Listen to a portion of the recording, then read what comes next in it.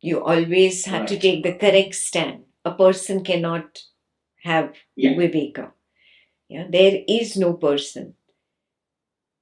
Taking the stand of the witness is the first step of viveka, of discernment. If the stand is wrong, you will not even be able to begin viveka. Yeah? So this is where it begins. The beginning point is the stand of the witness. From the witnessing stand, I see that there is only a wave of sensation that just arose, and suddenly the person appeared on the chair. Till now, there was no person. The topic was so interesting that the perception of sight and sound was predominant, and there was no person. Now, suddenly, sight sound has come to a pause. Now, the person wave has arisen. This is seeing reality as it is. What is illusion? Feeling, oh, I am the person. Throughout this sight and sound phenomena, where I was listening to the knowledge and seeing it on the screen, I was present here and I was making notes. And I understood everything or I did not understand everything, whatever your story is. Getting lost in this story, this is illusion. Do you see this difference? Now, the direct seeing homework is to again and again discard this illusory story when it arises. No, this is wrong. The truth is there's just an arising and it goes away. It's one perception at a time, or it's one arising at a time. Oh, there is a sensation, there is only sensation, there is nothing else. When there is sound, there is only sound. Oh, when there is a feeling, there is only a feeling. When there is an intelligent thought, there's only an intelligent thought, nothing else. And these are random. They are not connected. There is no cause and there is no effect. There is no preceding arising which is triggering or evoking a proceeding arising. No, wrong understanding. Only an assumption, only an assumption. No, truth, there is just an arising at a time. And just being with that truth, moment to moment to moment, there is a block of the now on which there is the wave of arising. You've seen the chessboard, right? Like that.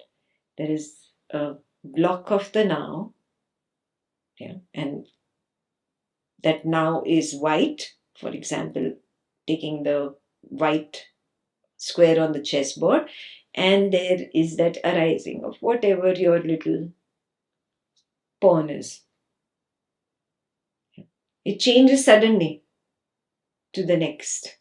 There is another square, which is the square of the now, and it has another, maybe the king, yeah, another arising. And moment to moment to moment to moment, it's separate chunks which are labeled as now plus arising. These chunks are not connected.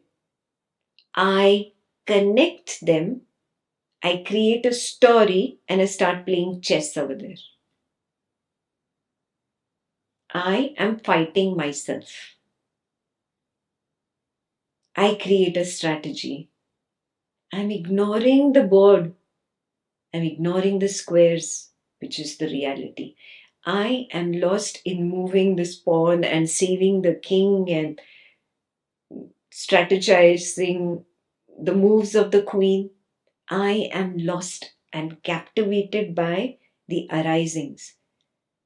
Yes. The moment you take the step back, what are you doing? You yourself are becoming the board. You're taking the stand of the now, those blocks that I'm talking about, the white or the black block. Now you have taken the stand of the now. Now from there, you just see an arising come and go. You see an arising come and go. You see an arising come and go. So you have to change your vantage point.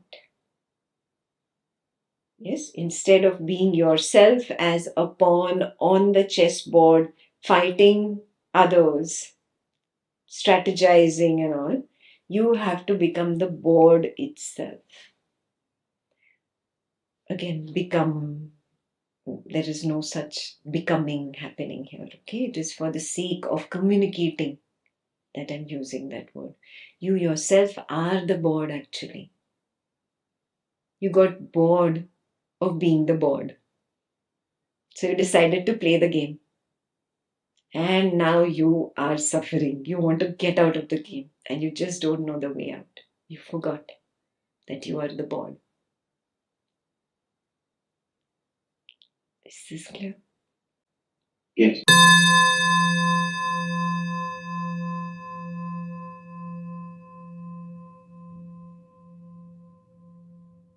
At any given point, whatever knowledge is happening right now, like Ekta, my dream character, is speaking, Swati, the character, is not listening. Like the body cannot listen, the mind cannot listen. Constantly, the awareness, is so called listening to this knowledge. Just like in the dream, anything that happens, Swati, the dream character, is not listening. The awareness, is always listening. And suddenly, what's happening is an arising is coming. Oh, Swati, am listening to this knowledge. But it was never so. It was always the awareness, was listening to the knowledge, listening to family members, listening to office members. It's always happening at the awareness level, never at the body. Correct. Absolutely. Now, one more step. You have to go deeper from here. I am not listening. The Right. awareness, I, the witness, cannot hear. Yeah. So, what is really happening? There is simply the projection of the knowledge of sound. There is no sound. Just like in a dream, I project a sound and then I perceive what I have projected.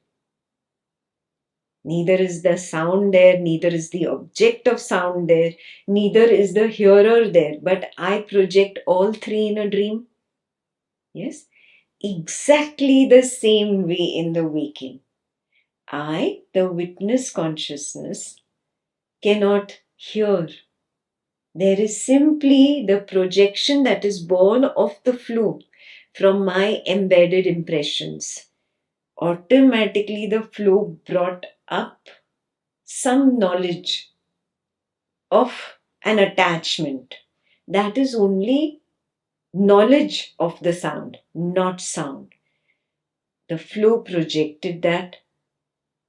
I pretended that I am listening to the projected sound. It is only knowledge of listening, knowledge of sound. Yeah, that way. Now, one more step higher and attempt to refine it even in the words of expression in your sharing going forward. Clear? Yeah, I use listening and I use hands to quote the listening part because Yes, this what knowledge of listening. it's knowledge always. Perfect. Perfect.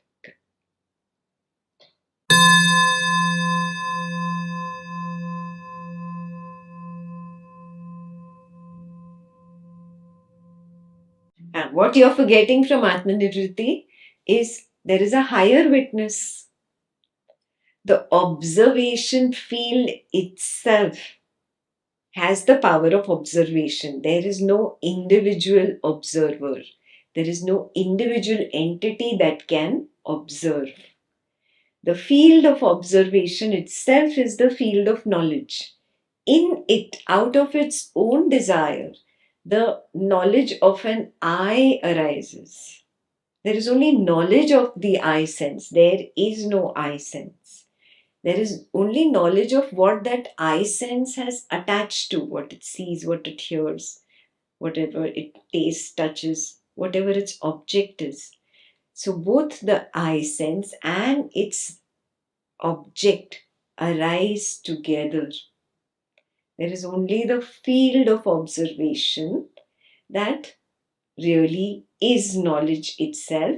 It is made up of knowledge waves. It projects knowledge waves and it knows its knowledge wave. There is nothing else. Yeah? That is why Ajatavad means Ajata, unborn. There is no I and there is no object witnessed by the I. Both are unborn. Yeah? Means they are only knowledge. Just like in the dream, you run away from a dream tiger. Can you say the tiger was born? It was there in the dream, but now it is not there? No, the tiger was never born. Even when it was running behind you in the dream, it was ajata. So Ajatavada is the level where I recognize that the tiger running behind me is unborn.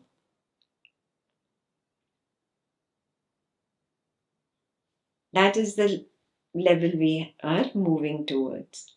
Amidst an argument, recognizing that there is no argument. Amidst a passionate, intimate, sensual experience, recognizing there is no passionate, sensual, intimate experience. Amidst a doership where you're taking credit for all that is being done, recognizing there is nothing happening, nothing being done. That is Ajata. Do you see this? You can't say that, oh, then why is that arising even there? You're saying there should not be waves in the ocean. That's not possible. The waves will continue to be there. Yeah. Now I recognize, oh, unnecessarily I gave so much importance to the dream tiger and I was fearful of it. It is a dream. It is an illusion. It is ajata, unborn. This is the main thing that you need to work on. Ekta doesn't know where your attachment lies. You have to work when you are amidst that overwhelming attachment storm. Right there, recognizing this has been propelled by an embedded impression. This impression has come up. There it is acting like a trigger. It's poking me. It wants me to react. See, I already reacted at the subtle level. Can I wake up this moment? This moment, can I recognize it is only an illusion? I'll be reacting to an illusion. In your moment of attachment, that person is only your reflection. And you're trying to mend that reflection. It's not broken there, it's broken here. That direction where you're trying to repair is incorrect. That is why the problem never gets resolved. It keeps repeating the same argument, keeps repeating the same fight, keeps repeating the same issue keeps coming back at you. Yeah, because you're trying to put the band-aid here. It's not here, it's here. So wake up to this truth. There was never a tiger that was born. Yeah? It is ajata. So if your spouse is the issue, the spouse is ajata. If your child is the issue, the child is ajata. Your parent is the issue, recognize your parent is ajata. Yeah? If this body-mind person that you keep addressing as the I, this is the issue, recognize this is ajata. Unborn, unborn, unborn, unborn. There is only knowledge of an arising. There is no arising. Yeah. You can get there only through direct seeing. It's not that on the Dvaitam path you didn't hear about illusion. You heard about Maya. That's where you heard about Maya first. But you ignored that. You chose to ignore that. Why? Because of your intense attraction to this person and your misidentification at the three levels of body, mind, and individual entity or soul. So, this is where you need to work first. When this gets resolved, this will get resolved automatically. Yeah, because this is a reflection. Very clear?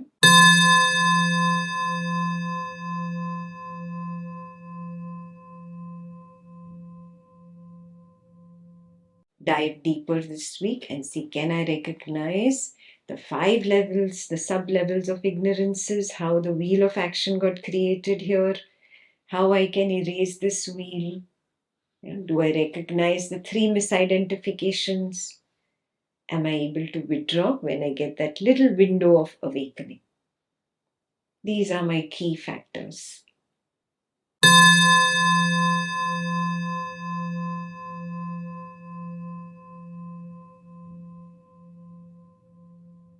Buddha gave it in that order to show you how you react to sensations. For example, a sensation, an unpleasant sensation comes up. Yeah, you're not feeling good. Simple thing, you have gas in your stomach. Okay, and you see somebody in the family doing something silly which you don't approve of. You're actually upset at that sensation, but you don't realize it. You're just feeling uncomfortable and you shout at that person. You yell at that person. And that person is wondering why you're going on and on yelling. You are actually reacting to that sensation of gas in your stomach. Yeah, suddenly, whatever, somebody serves some food and the food goes in, the gas settles down, everything, mind is clear. In a moment, you realize unnecessarily I yelled at the family member. Yeah. That's your moment to recognize you react to sensations at the gross manifestation waking level. Yeah. There is a reaction that happens first at the subtle level. That, the subtle level picture, you didn't bring it up. Recognize that. If you've not recognized this, start recognizing it. First, there is a subtle level picture of the reaction that comes up automatically. It's probably your habit pattern with that person that has been stored as an impression. And you always react in the same way with that person. That habit pattern of reaction is also a stored impression. It comes up as a subtle picture, as an image. It is in the mind only. It has still not manifested. I have still not started yelling. There is only a picture of yelling in the mind. And then it manifests outside. Everything is a first. There is always a first thought, a first sensation, a first feeling, a first perception of sight, first perception of sound, first perception of smell, first perception of taste, first perception of touch.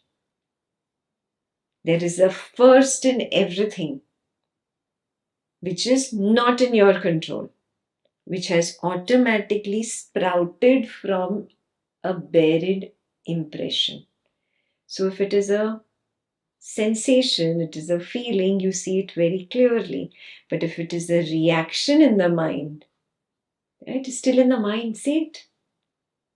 I have still not reacted outside. I'm reacting in the picture, in the mind. It is an old picture of the reaction to the same person. Habit pattern of reaction. If you've not seen it, attempt to see it. The thing is, it happens so quickly. The subtle image and the gross manifestation is so quick. that I miss it. If I stay as the witness and attempt to observe in easier things, like shut the door, sit in the room, look at your own books, look at your own cupboard, and look at the things that pop up in the mind. Just by looking at your own books, by looking at your own clothes, your own cupboard, your own room. Yeah, there you will see there is a subtle image. If you have the habit pattern of cleaning, there will be a subtle image of, oh, I should clean that hasn't been cleaned for a long time, and you want to go out there, reach out to the duster and dust. So you will see the subtle image before the gross manifestation. Do it in simple things by yourself. Now when you become clear about it, now walk out and attempt to see it with the family member. Now it will become very clear. Oh yes, for a moment, like a flash, there was a subtle thought, and then was the gross manifestation. Then I spoke, then I said this or I did this. All of it is an illusion. Yeah, but just recognize that first subtle thought is mostly born of that impression, most of the times. This is very subtle. First, you have to really work on not leaving the stand of being the observation field yourself. Then only can you see such subtle things. And seeing of these subtle things makes the illusion more and more apparent, vivid, clear. And the more it becomes apparent, more it is clear, more it is vivid, you feel stupid to jump in. You withdraw easily. It becomes easier to withdraw. That is why the Jnani, he always embraces self-inquiry, moment to moment to moment to moment. This is self-inquiry, what we are doing. Yeah? It's a process, but you will have to immerse yourself in this process. Otherwise, this will not happen. Yeah. You cannot let it go. Okay, I attended the session, I'm done intellectually. No, you're not done. No, you're not done. Now the task begins. Yeah, so even after we end the session, stay in the room. First, attempt that. Can I recognize subtle before the gross? Yeah. Do it with whatever objects are there in the room. Then see the reaction. Reaction has become your nature. You don't even realize you're reacting.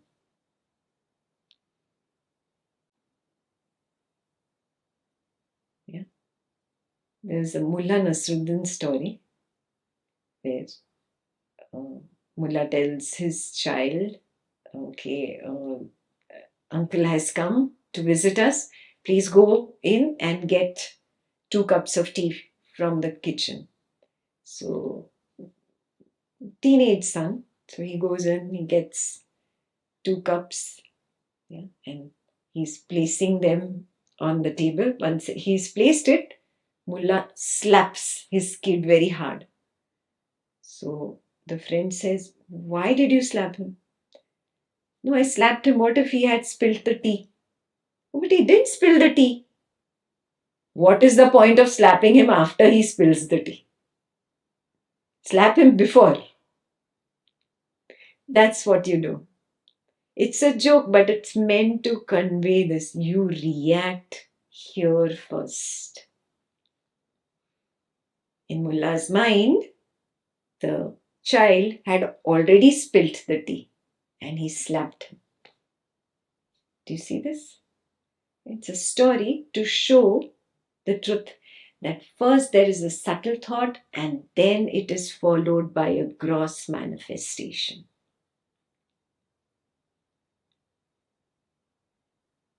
Your job is to start recognizing subtle projection, then gross projection, then subtle perception, gross perception.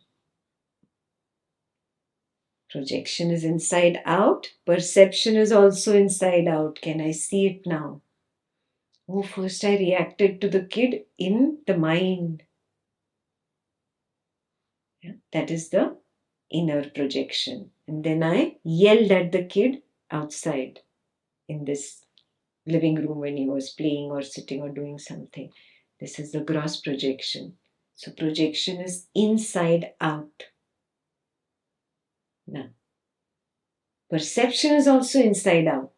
Why was there an inner reaction? Reaction is always to a sensation.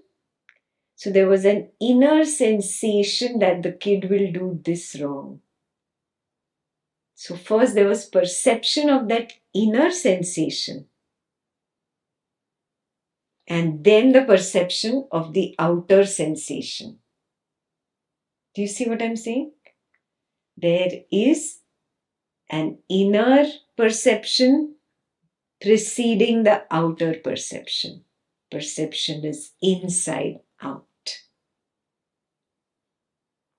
So dive deeper into this point. This is very important. Perception simply means to know. Yeah? You know the sensation in the mind first, and then you know it outside. You react first in the mind, and then you react outside.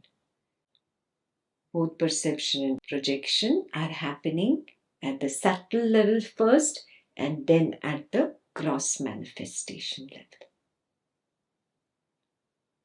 Yeah? So if you've not recognized this, this was actually a point from verse 9. Do you remember? Yeah, if you didn't work on this, please take it down for this week. I have to recognize this. All clear?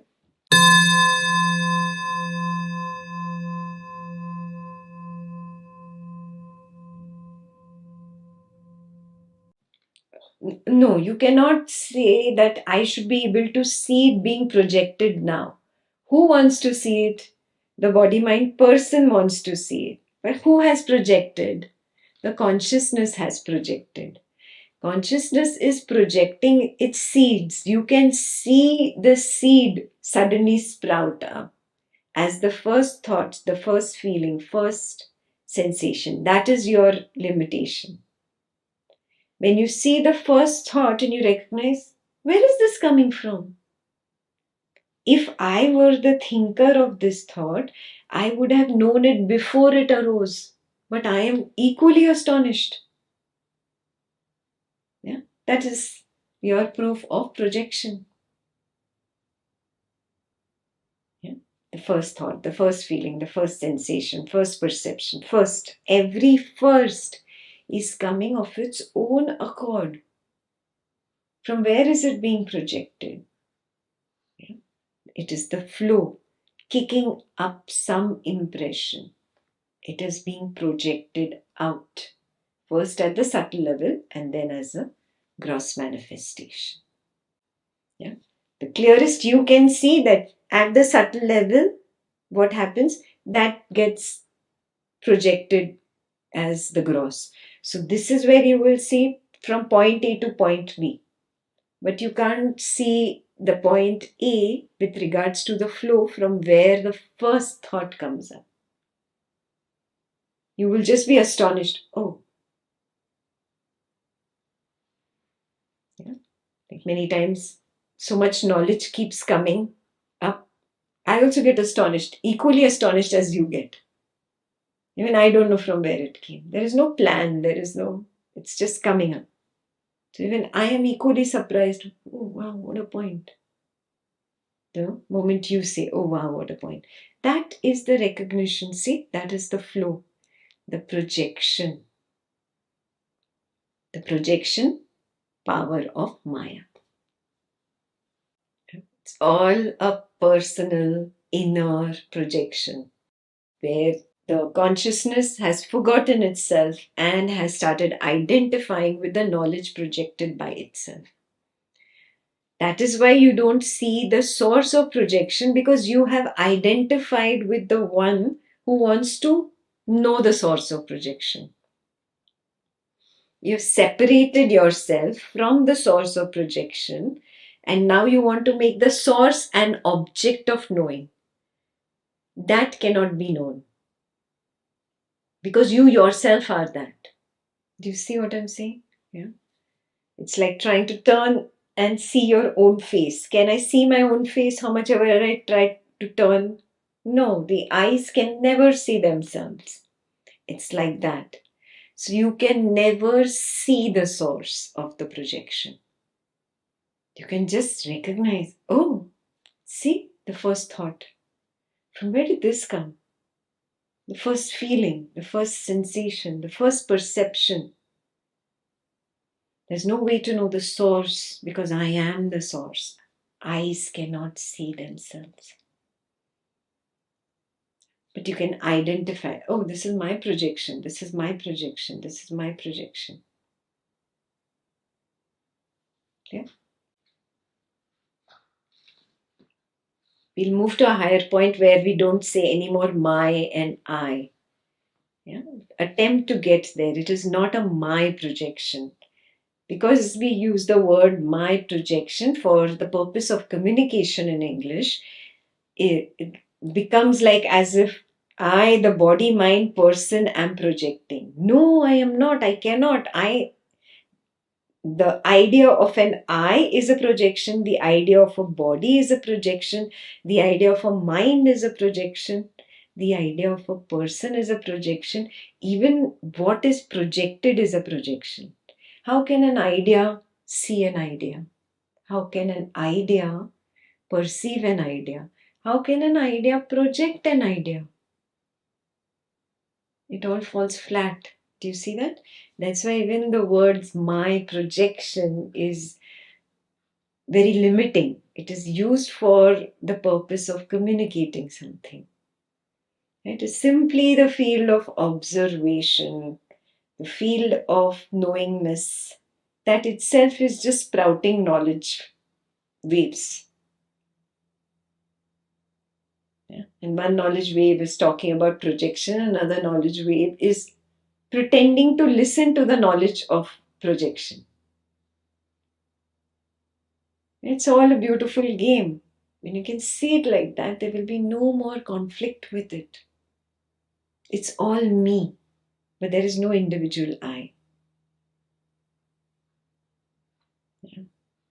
That clarity must evolve. You have to evolve to that level. Yeah, otherwise you will keep falling flat on your face with words. There is no I, there is no mine. It is just used for communication, otherwise sentences will be incomplete and you'll be confused from where, this is coming. So this week, please attempt to dive deeper.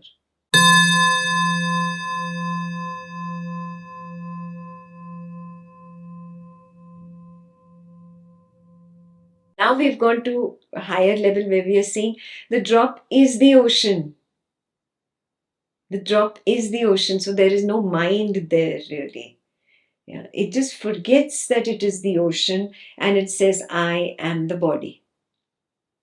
Yeah. So there is the I, but that I is already attached to the body. We are breaking down and seeing it that way. So now see, every time there is the arising of the sensation of the body sitting on the chair, what has happened? See very clearly, the I assumed I am the sensation, means I am the body, and then it doesn't stop there. Oh, I am that intelligent Advaitin sitting in an Advaita session. That is the thought part of it. And see, I am better than him or her. That is the individual entity part of it. I'm breaking down how a story develops in the mind and then how you hold on to the story. That is the breakdown here, which was not done in this detail level in Atmanivritti.